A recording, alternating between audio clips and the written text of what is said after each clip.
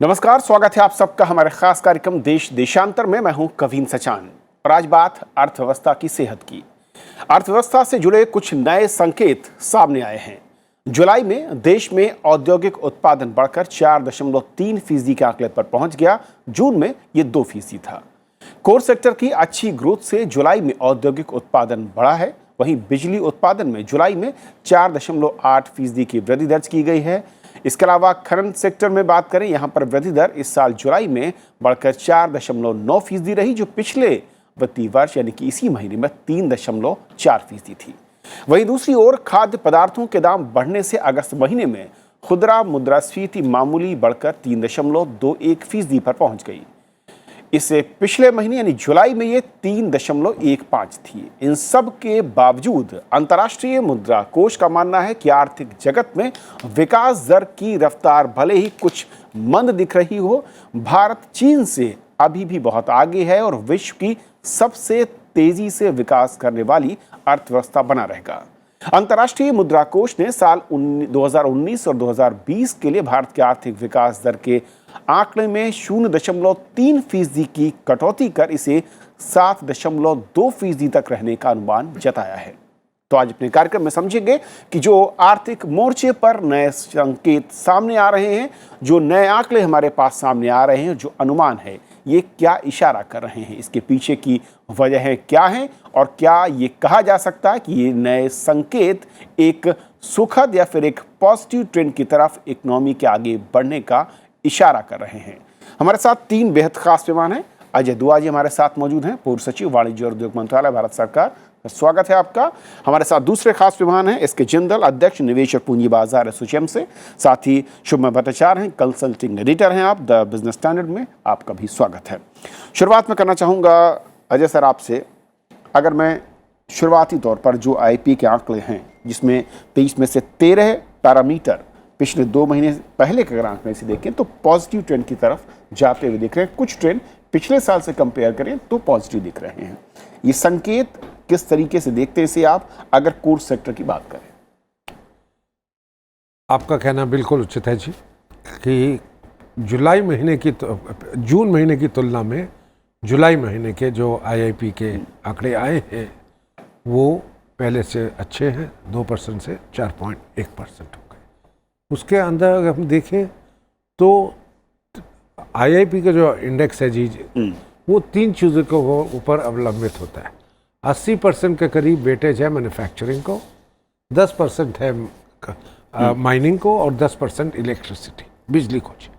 Mining का आंकड़ा जो है वो पिछले वर्ष की तुलना में हमें अगर वही महीना पहले देखेंगे तो माइनिंग पहले था जी 3.4, वो हो गया 4.9। बेटर है पहले से। मैन्युफैक्चरिंग पे अगर हम देखें पिछले महीने की तुलना 2 से 4 हुआ, पर पिछले साल इस समय वो 7% था, 7 से 4.2 हुआ है। और इलेक्ट्रिसिटी जो है जी वो पहले 4.9 था, 4.9 से 4.2, तभी इनका वेटेजेस देख के 4। और वो भी बिल्कुल आप ठीक कह रहे हैं कि 13 सब सेक्टर्स में पहले की तुलना से पॉजिटिव आया है। पर जो 2 बड़े सेक्टर हैं उनको भी हमें नहीं भूलना चाहिए जहाँ पे नेगेटिव पहले की तुलना में है। वो एक है कैपिटल गुड्स, जो भविष्य के लिए खर्चा करते हैं, मतलब कैपिटल फॉर्मेशन आगे जो जाके प्रोड्यूस करेंगे, उसमें -7%। और कंज्यूमर ड्यूरेबल्स, टेलीविजन्स खास करके, उनका प्रोडक्शन सेल पहले से काफ़ी कम हुआ है। तो पॉजिटिव चीज़ें कहने की बात है, जी हाँ 13 सेक्टर्स आ गए हैं। और जो नेगेटिव कह सकें कि अभी हमें कुछ सेक्टर्स में आगे जाने के लिए हमारे पास पहले की तुलना में थोड़ा सा हमें और काम करने की जरूरत है। पहला पार्ट।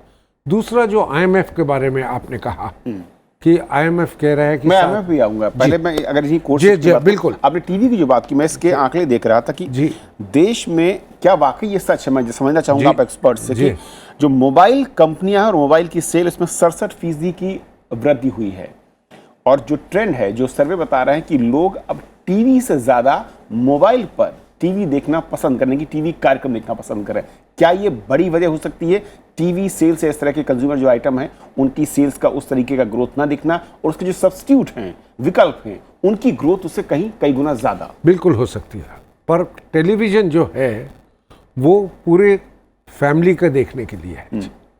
अगर जो मोबाइल फ़ोन है इंडिविजुअल का है, फैमिली में एक होगा, तो अगर जब तक 4 लोग बस अलग अलग नहीं है फैमिली में, आप अपने प्रोग्राम नहीं देखोगे।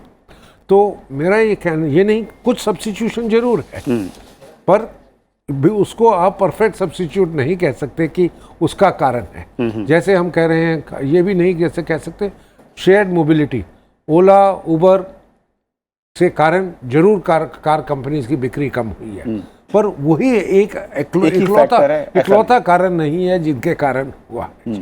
तो मेरा कहना है कि हमें थोड़ा सा जो दिखा है इस महीने के आंकड़ों से पिछले महीने की तुलना में कि हमने कुछ वृद्धि हुई है, पर अगर हम देखें जो हमने पहले वर्षों में और ज़्यादा दूर क्यों जाना, लास्ट ईयर में ही, तो उसकी तुलना में अभी भी गुंजाइश है जिसमें हमें प्रगति करने की। ओके जिंदल साहब, ये अगर आंकड़ों को मैं समझ लूँ, जैसा कि दुआ साहब ने कहा, पिछले 3 महीने अगर पहले के आंकड़ों में जाता हूँ और एक आम दर्शक के नज़रिए से, आम आदमी के नज़रिए से मैं कहूँ कि जहाँ पर रफ्तार एक की दिख रही थी और इस तरह का लग रहा था कि वो रफ्तार नहीं पकड़ रहा है या फिर उसी ट्रेजेक्ट्री में मूव कर रहा है, चल रहा है। इस बार के जो आंकड़े हैं, अगर 13 इन सब सेक्टर्स को देखते हैं और 3 मेजर सेक्टर्स को देखते हैं, तो क्या ये उम्मीद बढ़ाता है जिस तरीके से है कि पॉजिटिव ट्रेंड की तरफ बढ़ रहा है और कुछ में अच्छी खासी वृद्धि दिख रही है? कुछ सेक्टर्स में तो ज़रूर पॉजिटिव दिख रहा है, जिस तरह से आपने आंकड़े भी बताए। कुछ स्ट्रक्चरल चेंजेस भी हो रहे हैं, जो भी एग्जांपल्स दुआ साहब ने भी दिए, ओला उबर का भी दिया और टीवी और मोबाइल का भी आपने दिया। लेकिन कुल मिलाकर के अभी भी जो सेंटिमेंट्स हैं वो अनसर्टेनिटी के या कुछ हिले हुए सेंटिमेंट्स हैं। लोगों में कॉन्फिडेंस लेवल कम आ रहा है कि उनको ये समझ में नहीं आ रहा कि इतने बड़े बड़े स्ट्रक्चरल चेंजेस हो रहे हैं, तो इनकी वजह क्या है। जब उन्हें पता लगता है वो कन्विंस भी हो जाते हैं उससे। दोनों ही एग्जाम्पल, ओला उबर का भी और टीवी और फ़ोन का भी, अब वो जॉइंट फैमिली सिस्टम और वो वैल्यूज़ में भी थोड़ा फ़र्क आ रहा है। सबको अपना अपना प्रोग्राम उस टाइम पे देखना है, तो उसके लिए वो टीवी की बजाय मोबाइल आसान है या आईपैड आसान है, वो लोग उस तरफ जा रहे हैं, ऐसा मेरा भी मानना है। तो ये सब चेंजेस जो हैं, ये प्लस जो आंकड़े हैं, आईएमएफ भी मैं नहीं मानता कि कोई गलती वो कर सकते हैं, लेकिन पहला क्वार्टर हमारा गया 5% पे और अभी भी हम 7.2 की उम्मीद आईएमएफ से कर रहा है कि ख़त्म हम 7.2 पे करेंगे। तो उसमें भी मैं देखता हूँ कि हम उसे गलत नहीं मान सकते। तो कुल मिलाकर के ये बहुत सारे चेंजेस बहुत तेज़ी से हो रहे हैं, लेकिन स्कोप बहुत है हमारे पास इम्प्रूवमेंट करने का, स्कोप बहुत है रिफॉर्म्स का, स्कोप बहुत है ईज़ ऑफ डूइंग बिजनेस का, स्कोप बहुत है टैक्स टेररिज्म को कम करने का, वातावरण और अच्छा बने और लोग यहाँ पर आएँ। जो लोग जा भी रहे हैं यहाँ से, जो जनरल सुनने में लगता है कि कुछ लोग जा भी रहे हैं यहाँ से, वो कोई अच्छे साइन नहीं है। तो इन सब चीज़ों में पोटेंशियल चेंज करने का और इम्प्रूवमेंट करने का बहुत है। तो इसलिए मैं मानता हूँ कि, और जैसे कि हमारे पीएम साहब कह रहे हैं कि बड़े रिफॉर्म्स की ज़रूरत है और बड़े ग्रोथ की ज़रूरत है, उस तरफ उनका फोकस भी है। तो मैं मानता हूँ कि ये धीरे धीरे अपनी अपनी जगह सही जगह पर ले लेंगे, लोगों को समझ आने लगेगा और फिर वो कॉन्फिडेंस बिल्डअप वापस होने लगेगा।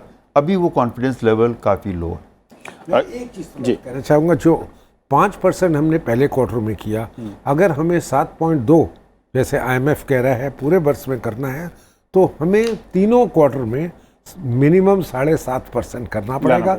अगर इस क्वार्टर में 7.5%, गणित सिंपल अर्थमेटिक, अगर इस क्वार्टर में 7.5 नहीं हुआ तो हम अगले में 8 करना पड़ेगा, आखिर में 9 करना पड़ेगा।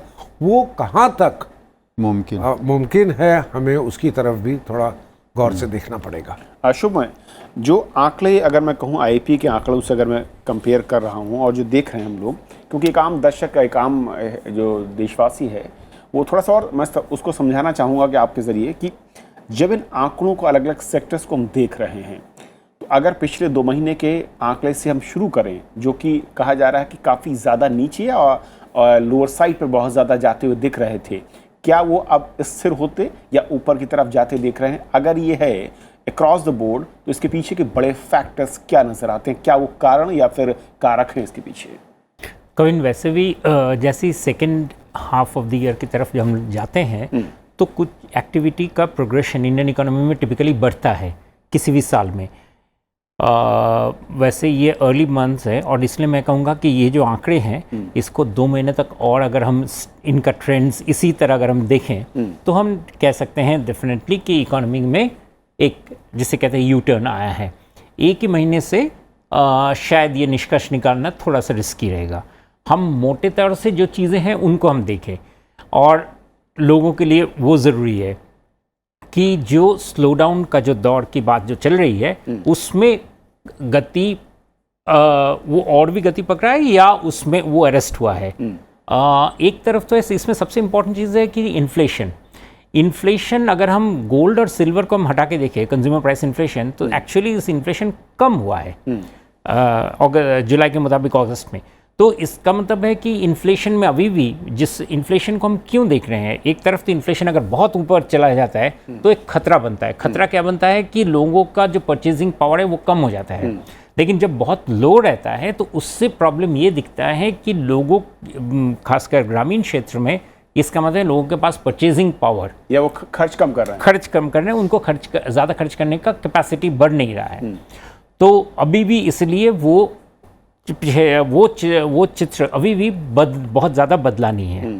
हालांकि एक चीज़ ज़रूर है कि देखिए प्रॉब्लम यह है कि ये मंदी वाला जो सिचुएशन वाला जो इसका वजह क्या है? उसका वजह यह है कि भारतीय अर्थव्यवस्था में एक बहुत बड़ा रोल जिस वक्त हमारा ग्रोथ बहुत उछाल आया था वो था एक्सपोर्ट से, निर्यात से। वो निर्यात का दौर 211-12 से ही वो छोड़ दिया है, वो उतर गया है। एंड वो निर्यात का जो फिर से दौर वो रिवाइव नहीं हुआ है। दूसरी तरफ है कि हमारे पास जो रिफॉर्म्स हम लोगों ने किए थे उसके वजह से कुछ जो इंडस्ट्रियल सेक्टर्स वगैरह में जो प्रगति आया था उसका मोटा मोटी उसका बेनिफिट हम लोगों को मिल चुका है। अभी हमें दूसरी तरफ देखना है। और तीसरा चीज़ ये है कि इंडस्ट्री में जो बहुत बड़ा कैपिटल का जो रीऑर्गेनाइजेशन चल रहा है, इसके चलते इंडस्ट्रियल कैपेसिटी कहीं भी बहुत ज़्यादा बढ़ नहीं रहा है। तो एक तरफ कंस्ट्रक्शन सेक्टर एम्प्लॉयमेंट नहीं दे रहा है, दूसरी तरफ इंडस्ट्री में कैपेसिटी बढ़ नहीं रहा है, मतलब कैपेसिटी यूटिलाइजेशन बढ़ नहीं रहा है, और तीसरी तरफ रूरल इलाके में जो लोगों का जो परचेजिंग पावर है वो कुछ सालों से आगे नहीं बढ़ा है। इसमें पॉजिटिव ये है, तो ये तो रहा वजह कि जिस वजह से इकोनॉमी में स्लो डाउन आया है। इसको रिमूव करने के लिए सरकार ने एक कदम लिया है, या लाइक सीरीज ऑफ जो कदम लिए हैं वो चीज़ क्या है कि परचेजिंग पावर रूरल एरिया में शिफ्ट करना। वो कैसे? एक तरफ तो एमएसपी का राइज, दूसरे तरफ बहुत सारी जो स्कीम्स जो बनाए गए हैं जैसे किसान मानधन योजना वगैरह, इसके चलते इकोनॉमी में उनके पास इनकम जा रहे हैं, लेकिन उसका इफेक्ट इकोनॉमी में आने के लिए वो उसका एक टाइम लगता है, क्योंकि वो आना शुरू हुआ है करीब 6-7 महीने पहले से। दूसरी तरफ अगर आप देखें स्कीम्स जैसे ओडीएफ वगैरह जो और या रूरल हाउसिंग, जिसके वजह से बहुत सारा इनकम जनरेटिंग एक्टिविटी ग्रामीण क्षेत्र में शुरू हुआ है, उसका स्पिन ऑफ लोगों में जब आ रहा है तो वो लोग का जो इनकम जनरेटिंग एक्टिविटी है उसकी वजह से वो चर्न होने में टाइम लगेगा। और चूंकि इस मामले और इस पूरे चित्र में एक्सपोर्ट्स, निर्यात का हमें फिर से वो जिसे कहते हैं सपोर्ट नहीं मिल रहा है, इसलिए आर्थिक मंदी का ये जो दौर है ये बना हुआ है। तो क्रिटिकल चीज़ हम इसमें क्या देखें इतने बड़े चित्र में? शॉर्ट टर्म में अगर इन्फ्लेशन अगर बढ़ना शुरू करे, और इन्फ्लेशन का भी जस्ट वही उन्होंने कहा कि एक और महीने का और देखने का ज़रूरत है कि इन्फ्लेशन किस तरफ से जा रहा है। दूसरी तरफ कैपेसिटी यूटिलाइजेशन इंडस्ट्री में वो कितना, अभी 75 के करीब है, जनरल सब करेक्ट कर सकते हैं, अप्रॉक्सीमेटली है, उस फिगर में क्या चेंज आ रहा है? अगर उसमें अगर एक्सपेंशन के दौर अगर दिखे, आरबीआई का जो फिगर था ओबिका सर्वे वगैरह में, उसमें मोरलेस वही फिगर दिखाया गया था। तो उसमें अगर एक्सपेंशन का अगर दिखना शुरू हो जाए तो हम ज़रूर कह सकते हैं कि शॉर्ट टर्म में जो एक स्लो डाउन का जो शॉर्टेज था उसका उसको पार करके बाहर निकल रहे हैं। कुछ इंडस्ट्रीज में रिस्पॉन्सेज या ऑर्डर सप्लाई मूव कर रहा है और तब फिर बाकी सारी चीज़ों को आगे कोअलाइज होने का चांसेस बनता है। दो चीज़ें, एक तो इन्फ्लेशन को लेकर जैसा कि शुभमय कर रहे हैं, और इन्फ्लेशन जब मैं कहूँ कि लोअर साइड पे बहुत ज़्यादा हो तो ख़तरा ज़्यादा है इकोनॉमिक लिहाज से। अगर उसकी सेहत की बात करूँ, इन्फ्लेशन फिलहाल जो आया है थोड़ा सा अपवर्ड की तरफ दिख रहा है। दूसरा जो सिम्टम मैं समझना चाह रहा हूँ, इनका रिलेशन क्या है सेहत के साथ व्यवस्था की, और दूसरा रुपी और अगर डॉलर की हम वैल्यू की बात करें, वो पिछले करीब 7 लगातार जो कारोबारी दिन है उससे वो स्ट्रांग है या स्टेबल है। ये दोनों संकेत भारतीय अर्थव्यवस्था के लिए फिलहाल क्या इशारा कर रहे हैं? दोनों चीज़ें एक किस्म से पॉजिटिव मैं कहूँगा जी। कारण इन्फ्लेशन थोड़ा सा बढ़ा है, 3.1 था, अब 3.21 आ गया जी। थोड़ा सा बढ़ा, और कारण भी है कि ज़्यादा फूड खाद्य पदार्थों में जो महंगाई हुई है उनके कारण इन्फ्लेशन ज़्यादा हुई है, और एक दूसरा कारण सोना और चांदी के भाव बढ़े हैं। पर बहुत कम ये महंगाई चला है। एक किस्म से ठीक भी है, कारण हमारा केंद्रीय bank reserve bank of India को फिक्र था कि मैं रेट्स कम करने के लिए वो ना आगे बढ़े। दूसरा, बरसों से हिंदुस्तान में इन्फ्लेशन बहुत ज़्यादा था और लोगों की परचेजिंग कैपेसिटी कम हो रही थी। उस तौर से थोड़ा थोड़ा बढ़े, 0.1 0.2% ठीक है, पर ज़्यादा नहीं, बहुत ज़्यादा नहीं बढ़ना चाहिए। और मेरे कहने से ज़्यादा बढ़ने के लिए का एक ही कारण होता है फेवरेबल, कि जो लोग कैपेसिटी क्रिएट नहीं कर रहे थे वो शायद सोचें कि अब उनके प्रोडक्ट्स के लिए डिमांड आ रही है। डिमांड है तो वो थोड़ा इन्वेस्टमेंट का साइकिल रिवाइव कर सकते हैं। पर अभी हम इन्फ्लेशन के बहुत हमारे लिए गंभीर विषय नहीं है, ठीक चल रहा है, और हो सकता है इसके कारण रिजर्व बैंक जब अगले मीटिंग करेगा शायद अपने रेट्स और भी आधा %, 0.25% कम कर ले, जिसकी अभी भी जरूरत है इकोनॉमी में। पहला तो प्रश्न ये था जी। दूसरा आपने पूछा था एक्सपोर्ट डॉलर्स के बारे में। डॉलर का जो 72 रुपये 31 पैसे तक चला गया था अगस्त महीने में जी, सबसे हाईएस्ट जो 10 महीने में पिछले था, 72 रुपये 71 पैसे का $1। अब पिछले 7 या 8 दिन से वो 71 रुपये 70 पैसे, आज का मुझे रेट नहीं मालूम, पर उसके आसपास ही होगा जी। रोज 2 पैसे 3 पैसे में जी हाँ, तो आज का तो अच्छा गिर रहा है जी। मेरा कहना उसका 2 कारण, एक ये नहीं कि हमारे एकदम रिजर्व्स बढ़ गए फॉरेन एक्सचेंज की, इसका कारण सबसे बड़ा बढ़ने का और अब करेक्शन होने का था कि हमारे कैपिटल मार्केट में जब से बजट में सरचार्ज लगाया गया था और जो लोग हमारे यहाँ इन्वेस्ट कर रहे हैं विदेश के, उन्होंने पैसा लगाना बंद और पैसा लगाना बंद कर दिया था, और पैसे कुछ एक्चुअली हिंदुस्तान से वो बाहर ले गए थे। अब पिछले वही चीज़ हमारे सेंसेक्स देखिए या दूसरे निफ्टी इत्यादि देखिए, उनमें भी बढ़ाव क्यों आया है? क्योंकि हमारे एफपीआईज अपना पैसे लाने शुरू कर दिए। दूसरा कारण कि क्रूड प्राइसेस, हमारे तेल के भाव 59.4 के करीब स्टेबल से हुए हैं। कोई जो प्रोडक्शन कट लोगों को डर था कि ओपेक कंट्रीज देश प्रोडक्शन कट करेंगे उससे एकदम बढ़ जाएगा, पिछले महीने तक चल रहा था कि ऐसा दुनिया के सऊदी अरेबिया, इराक और बाकी देश मिलके कर लेंगे। वो शायद चाहे सऊदी अरेबिया में नए एनर्जी मंत्री आ गए हैं, ऊर्जा मंत्री, तब भी कोई इतने ज़्यादा मार्केट ने, तो क्योंकि वो उनका स्टैंड पहले ही सबको पता था, सऊदी अरेबिया के जो अभी प्रिंस महोदय जो आए हैं कि वो हमेशा कट चाहते हैं, तो इतना वॉलेटिलिटी नहीं है। तीसरा कारण में इन्हीं से रिलेटेड है, मार्केट ने अब देखा है कि गल्फ कंट्रीज के अलावा हिंदुस्तान में रूस से भी पेट्रोल आने की संभावना है।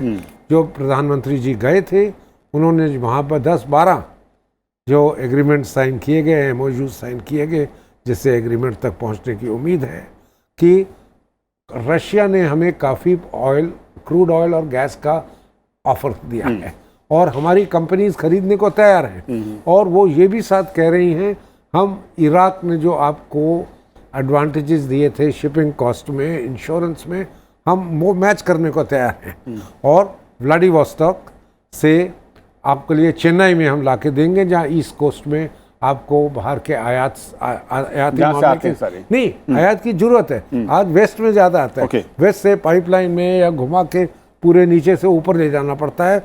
तो मार्केट को लग रहा है कि अगर किसी एक गल्फ कंट्रीज में थोड़ा सा कुछ प्राइस वगैरह बढ़ाया, रशिया का इधर से भरपाई हो जाए। ओके जिल साहब, अब मैं दूसरी एक और जो बड़ी पिक्चर तस्वीर दिख रही है, अगर मैं ग्लोबल इकोनॉमिक ग्रोथ के प्रोडिक्शन को देखूं, अलग अलग world bank, ADB, economic survey, IMF, इन सबको देखता हूं, तो भारत की ओवरऑल अगर अपर साइड में जाते हैं 7.5% का अनुमान और लोअर साइड में 7%। लेकिन वहीं पर अगर मैं दुनिया के जो ओवरऑल दुनिया की एवरेज की बात करूं, वो 3.6% है, US 2.6%, जर्मनी 0.7 जो कि पहले 1.4 थी, और फ्रांस 1.3, UK 1.3, जापान 0.9 और चाइना 6.2। इन सब को अगर मैं देखूं, फैक्टर इन सब में दिख रहा है, यानी कि स्लोअर डाउन के जो संकेत हैं। इसके बावजूद अगर इंडिया 7.3 के आसपास का प्रोजेक्शन 4 बड़ी संस्थाएं करती हैं, सरकार के उठाए कदम इस वक्त जो दिख रहे हैं, उसका इम्पैक्ट अगर इन संकेतों को समझिए पिछले 2 महीने में, और क्या कुछ नया सरकार को ऐड ऑन करने की ज़रूरत है अगर हम इस टारगेट के करीब पहुंचना चाहते हैं? देखिए, ये जो नंबर्स हैं बिल्कुल ठीक नंबर हैं। वो नंबर पहले भी वहाँ पर उसी तरह के नंबर रहे हैं हमेशा, और हमारे नंबर इस तरह के रहे हैं। दोनों में थोड़ा थोड़ा गिराव आया है, वो भी ठीक है, हम उनसे अलग नहीं हैं। ग्लोबलाइजेशन का इसमें पूरा असर दिखता है कि हाँ, सबको सिमिलर इम्पैक्ट भी आता है। लेकिन हमारे पास पोटेंशियल कहीं ज़्यादा है और काम करने का। उस पोटेंशियल को, उस अपॉर्चुनिटी को हमें लूज़ नहीं करना चाहिए। हमें और ग्रो करने की ज़रूरत है। तो ये सब अपॉर्चुनिटीज़ को हमें यूज़ करके अपने आप को स्ट्रेंथन करना चाहिए, तब हमारा वो कंटिन्यूटी रहेगा या हम वो लेवल अचीव कर पाएंगे। अगर हमने थोड़ा सा भी ढील छोड़ा कि भाई उनका भी मंदा आया है तो हमारा भी आया, तो ठीक है, कोई फिक्र की बात नहीं, ऐसा मैं नहीं मानता। ये बहुत ज़रूरी है कि जहाँ जहाँ हमारे पास अपॉर्चुनिटी, अगर आज उनको इस्तेमाल नहीं करेंगे तो कल ये मंदी और तेज़ी से मंदी में कन्वर्ट हो सकती है, जिस तरह की हमारी नीड्स हैं, जिस तरह की हमारे डिमांड्स हैं, उनको देखते हुए।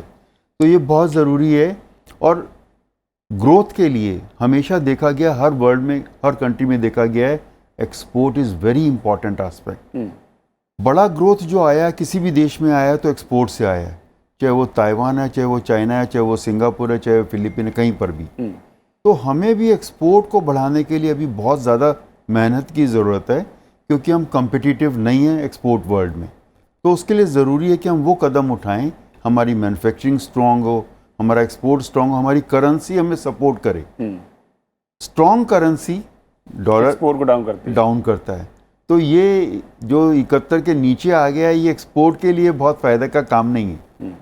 तो इसका बैलेंस होना भी ज़रूरी। जैसे इन्फ्लेशन भी आप बहुत नीचे भी नहीं देखना चाहते, बहुत ऊपर भी नहीं, ये भी बैलेंस होना बहुत ज़रूरी है। तब आपका एक समन्वय बनता है और आप स्टेबली कर सकते हैं। एक तरफा चले तो दूसरी इंडस्ट्री खतरे में आ जाती है। तो ये बहुत ज़रूरी है कि एक्सपोर्ट को हमें बढ़ावा देने की ज़रूरत है, बहुत ज़रूरत है अपने आप को कम्पिटिटिव बनाने की वर्ल्ड में, ताकि हम लंबे दौर का सोचें। ओके अशु, मैं 2 चीज़ें और मैं समझना चाहूँगा। जब हम कोर सेक्टर, उनके हिस्सेदारी की बात करते हैं किसी भी कंट्री के ग्रोथ में और विकास दर को बढ़ाने में, भारत में अगर 90 के दशक और 2010 तक आते आते जो कोर सेक्टर माने जाते थे, 2019-20 में क्या वो, मैं कहूँ कि पैमाना बदलने की ज़रूरत है? मैं इसलिए सवाल कर रहा हूँ क्योंकि अगर मैं कहूँ लोगों की डायरेक्ट बाइंग, रेस्टोरेंट में जाने का, वो काफ़ी कम हुआ, 19 से 22% की कमी है। लेकिन वहीं प्राइवेट जो ऐप उनके ज़रिए जो फूड डिलीवरी के ऑर्डर्स हैं, उसमें 300% की बढ़ोतरी दिख रही है पिछले 3 साल में। इसी तरीके से मैं टीवी और मोबाइल का एग्जाम्पल लिया, तो क्या बदलता हुआ ट्रेंड उपभोक्ता का वो सेक्टरों के योगदान को बदल रहा है इकोनॉमी में। बहुत ज़्यादा। और ये अपने कविन बहुत इंपॉर्टेंट चीज़ के तरफ आपने इशारा किया है। सच में बहुत हमारा एक तरफ तो प्रॉब्लम्स एक बहुत सारी इकोनॉमी में है, और साथ में ये भी हो रहा है कि जब चूँकि हम काफ़ी लो पर कैपिटा इनकम से आगे बढ़ रहे हैं, इसीलिए लोगों के टेस्ट्स में बहुत ज़्यादा तेज़ी से रफ्तार बदल रहा है। बहुत ज़्यादा तरीके का चीज़ें उसमें नए आ रहे हैं। जैसे एजुकेशन और हेल्थ के ऊपर एक समय में बहुत ही कम एक्सपेंडिचर होता था। अभी वो हर साल हर बारी जब हम मेजर कर रहे हैं हर 3-4 साल में, तो उसका परसेंटेज काफ़ी बढ़ता जा रहा है। और ये अपने आप में जो इन चीज़ों को मेजर करते हैं कि भाई लोगों किस चीज़ पे कंजम्पशन कर रहे हैं, तो वो स्केल अपने आप में मेजरमेंट में एक फ़र्क आ जाता है। तो ये बहुत बड़ा एक बदलाव है, और ये बदलाव को कैसे टैकल किया जाए इसका कोई इमीडिएट आंसर नहीं है, क्योंकि इसके लिए ज़रूरत है कि हर कुछ सालों में वो मेजरिंग स्केल को ही बदले, पैरामीटर बदले जाएं। इसलिए एनएसओ हर कुछ सालों में वो बदल रहे हैं। अभी जैसे वो फिर से आंकड़ा ले रहे हैं 7th इकोनॉमिक सेंसस का। आपको याद होगा ये इकोनॉमिक सेंसस पहला इकोनॉमिक सेंसस 1981 में किया गया, और उसके बाद रैपिडली करने के बदले बहुत दिनों का गैप्स दिया गया था। तो अभी ये जो इकोनॉमिक सेंसस आएगा, इससे हमें बहुत कुछ डेटा मिलेगा। और इसी वजह से प्रॉब्लम क्या हो रहा है कि हम जो चीज़ों को हम कैलकुलेट कर रहे हैं कि ये लोगों को ज़रूरत है, वही चीज़ जैसे आपने कहा, एक और एग्जांपल है स्मार्टफोन्स। स्मार्टफोन्स हम बस कुछ ही सालों पहले हम लोग कह रहे थे कि स्मार्टफोन एक लक्जरी चीज़ है, वो वहाँ से हट के अगेन कॉमन उस पे आ गया है, कॉमन चीज़ों में आ गया है। फीचर फ़ोन एक स्टैंडर्ड इशू बन गया है। तो वहाँ पे उस चीज़ को आप कैसे मेजर करेंगे, या अगर मेजर नहीं करेंगे तो वो सही उत्तर नहीं देगा। कुछ चीज़ों की ज़रूरत बिल्कुल है, दाल रोटी इन चीज़ों की ज़रूरत है, लेकिन साथ में लोगों का एस्पिरेशनल चेंज, उन चीज़ों को बदलाव, उन चीज़ों को समझने का बहुत ज़रूरी है।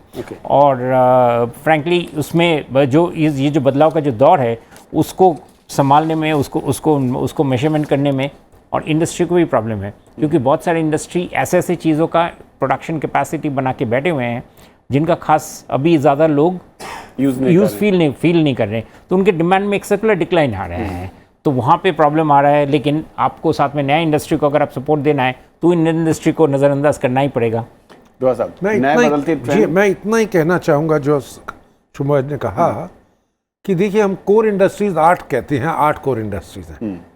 उसके अंदर 8 में से 3 तो हम हैं, उसके अंदर है जी पेट्रोलियम, नेचुरल गैस और रिफाइनरीज। एक ज़माने में ये जरूर भारत के पूरे दृष्टि को अगर देखें, स्कीम ऑफ थिंग्स में इनका 3 आउट ऑफ 8 मेजर रोल था। हम इतने बड़े प्रोड्यूसर तीनों को नहीं है, ना नेचुरल गैस के रिफाइनरी का करते होंगे, वो मार्जिन के हिसाब से, बट सब कुछ आता है बाहर से, जाता एक रिफाइन होकर बाहर चले जाएगा, तो उतना वेटेज उसका होना चाहिए कि नहीं। दूसरा, हम IIP के जो मैन्युफैक्चरिंग सेक्टर है, मेरा उससे थोड़ा संबंध रहा है सरकार में, चीज़ें जो वहाँ पे डाली गई हैं उसके ऊपर हमें वापस देखने की ज़रूरत है। स्मार्टफोन्स हैं कि नहीं, और स्मार्टफोन्स अगर हैं तो उसका वेटेज कितना है, और हमें कवरेज डेटा में रिलायबिलिटी के लिए कई चीज़ें, मैं बस ये कोई सीक्रेट बात नहीं है, ये कहना चाहूँगा कि हमें 100 लोगों से डेटा मांगती हैं, 15 देते हैं, और उसी के बेसिस पे हम 100 का मान लेते हैं, 100 वो करके अपना पूरा डेटा को आगे रिलीज कर देते हैं। वक्त कम है, लेकिन बहुत बहुत शुक्रिया आप तीनों मेहमानों का हमारे साथ इस बेहद अहम चर्चा में जुड़ने के लिए, और समझाने के लिए कि अर्थव्यवस्था को लेकर जो नए संकेत हैं, ये नए अनुमान हैं, ये क्या इशारा कर रहे हैं, और क्या भारत में जो मौजूदा ट्रेंड है, कोर सेक्टर जिसे कहा जाता है, उसके पैरामीटर या उसमें किन सेक्टर्स को जोड़ना है या अब बाहर करके नए सेक्टर्स को ऐड करना है, ये अहम हो चला है। फिलहाल आज इतना ही। नमस्कार।